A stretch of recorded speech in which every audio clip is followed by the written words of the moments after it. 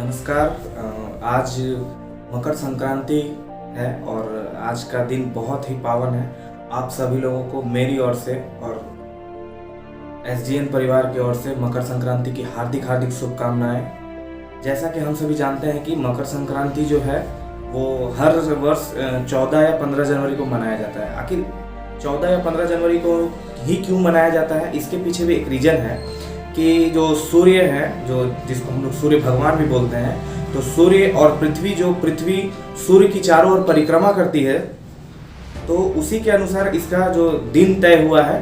दोनों के और समझिए दोनों के रिलेशन से ही पता चलता है कि आखिर 14 या 15 जनवरी को ही क्यों मनाया जाता है मकर संक्रांति। होता यह है कि पृथ्वी उत्तरायण और दक्षिणायन दो अक्ष से घूमती है, तो मकर संक्रांति यानी कि आज ही के दिन से पृथ्वी जो है वो उत्तरायण की ओर अग्रसर हो जाएगी और उसका जो अक्ष है वो उत्तरायण के अनुसार उसका बदल जाएगा।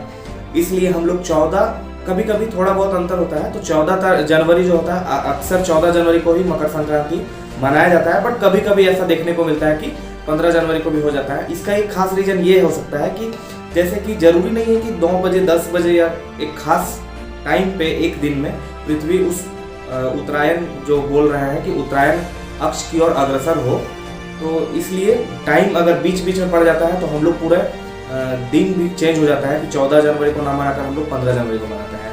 अच्छा, मकर संक्रांति में आप लोग जानते ही होंगे कि सभी के घर में नए नए पकवान बनते हैं। फिर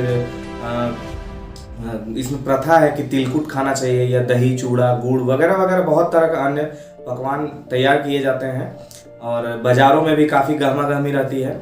साथ ही जो मकर संक्रांति है वो पूरे भारतवर्ष में अलग अलग नामों से जाना जाता है, अलग अलग राज्यों में अलग अलग नामों से जाना जाता है। जैसे कि उत्तर भारत में तो ये मकर संक्रांति ही जनरल मकर संक्रांति या संक्रांति के नाम से जाना जाता है। दक्षिण भारत में जैसे तमिलनाडु में पोंगल के नाम से जाना जाता है।